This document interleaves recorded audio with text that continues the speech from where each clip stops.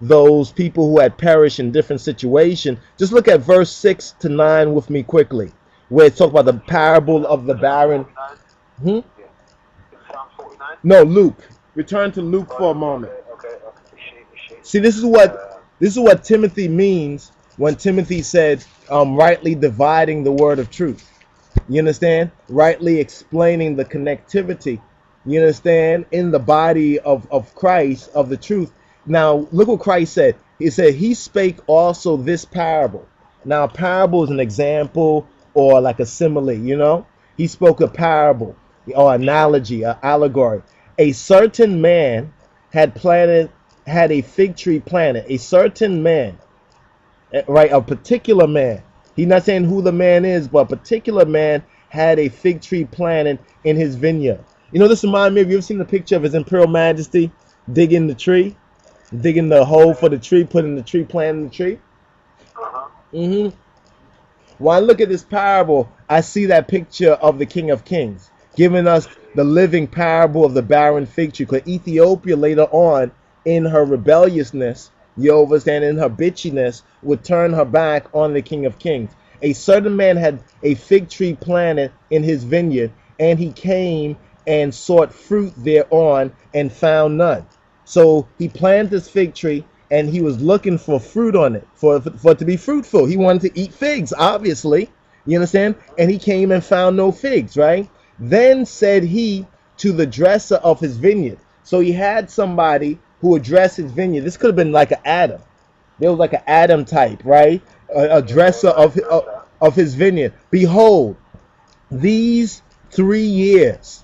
Notice something. Christ ministered, Jesus ministered for how long? They say 3.5 years. So look what Christ is connecting. Behold, these 3 years, and the most important 3 years for us to study are 71 to 74. It's very interesting what His Imperial Majesty revealed, and many of us as Rastafari still don't know. But behold, these 3 years I come seeking fruit on this fig tree, and find none. Could His Imperial Majesty say this to the Rastafari movement of that time? He could say that, right? The very same thing he could say to the Rastafari movement of that time, and maybe even all the way to this time, right? These 30 years. You still there? Behold, these 3 years I come seeking fruit on this fig tree, and I find none. Cut it down. Why cumbereth it the ground? Why is it taking up space? You understand? Why is it just taking up space? Yeah, cumbereth. It's an old Anglo-Saxon, old English expression to cumbereth something. Like to be a cumbrance is like to be a burden, or like taking up space, to burden the land. Why does it cumbereth? Cumbereth it the ground. Now,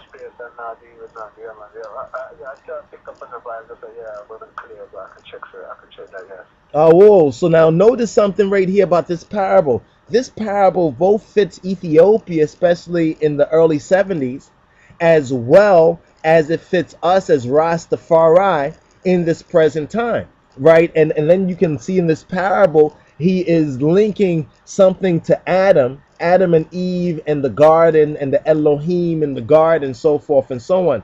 He's saying that why is he going to allow this tree, this fig tree that he planted? He planted it. You understand? He had that tree planted, or he literally planted it. He wanted to find fruit for it to be fruitful. Can we as Rastafari or all Rastas say tree? It is his handiwork, but can we say as a movement, all of us as Rastafari, let's say that we're this fig tree. Can we really say as Rastafari, as this fig tree, that we have borne fruit, that we have given His Majesty the fruit that He's looking for in us? Can we honestly say that? See, that's the question that we need to really ask ourselves to really get this repentance, this change of mind into the true and faithful Rastafari going on. You understand? Look at this parable. Now he answering said to him, Lord. Now notice what the dresser said. The dresser, the vine dresser said, and now Christ may be speaking of the Father and himself as the vine dresser, Lord, let it alone this year also. Leave it alone this year also. In other words, Christ, the Messiah, was trying to buy time for us. His Majesty was trying to shorten the days for us so the elect can be saved. You understand? Even I is trying to buy time for us as Rastafari before the throne of His Majesty. Just like the dresser here. Lord, let it alone this year also. Don't destroy these Rastas. Don't destroy the Rastafari. These ones and ones that talk about that they're Rastafari. Till I shall dig about it and dug it. Until I can dig it, dig around it. In other words, give it more. Maybe it needs more water. You understand? Maybe I want to go deeper. You understand? Bring forth the YouTubes and go a little bit deeper in the true teachings of His Imperial Majesty. Dig about it and dug it. And if it bear fruit, you understand? And if Rastafari once again becomes truly fruitful, well. And if not, then after that, thou shalt cut it down. See, what a lot of Rastafari we don't recognize is that how do we know that the axe is not already made ready at the root of Rastafari? How do ones know that this proclamation of the Line of Jew Society and His Majesty and I, Rasiadonis, is not one of the final calls to Rastafari before it gets chopped down? You understand? Before it gets cut down.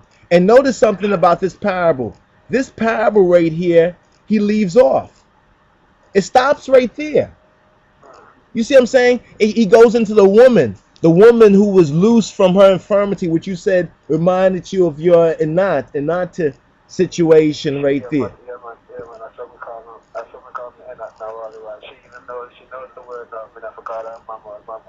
Well, Imama and Inanna, Inat, Imat is the same thing. It's both, it's like a twang. You know how one's twang? We twanged it in the Hebrew and the Amharic as well too. You know what I mean? So, but it's a good thing that she understands and she receives that. But my point is this. This is a deep, deep part because it actually connects with Isaiah chapter 5. Come there with me for a moment, brethren. Let's go to Isaiah. I'm not as sharp as I should be because I have to go to the beginning just to find where Isaiah is, to find out in my book to know which pages I got to look for. Okay, it's Old Testament. It's Old Testament, and it's the last. Yeah, I found it. Page 674. All right. Okay. And now go to chapter 5. This is the parable of Yahweh's vineyard. The parable of He who is who He is, who revealed Himself in Kedamawi Haile Selassie, His vineyard. You understand? It speaks about His vineyard. Okay, it says, now will I sing to my well-beloved a song of my beloved, touching His vineyard. I never heard that reggae tune. How come there's no reggae tune about this right here, Yahweh's vineyard? I don't hear about Jah's vineyard. How come? Have you heard any tune in reggae music, the King's music? Come on, the King's music don't have a song about the King's vineyard. But it says, my well-beloved hath a vineyard in a very fruitful hill. And he fenced it and gathered out the stones thereof. He's speaking about holy Ethiopia here. You understand? And he fenced it, but it's an Old Testament of Israel as well as Ethiopia. We have dual citizenship. In God's sight, we have dual citizenship. Amos 9 and 7. Aren't you like the children of the Ethiopians unto me, O children of Israel? So, but our first nationhood, our root is Israel. See, we have to remember that. Our root is Israel. We changed our location. You understand? We changed our nationality, but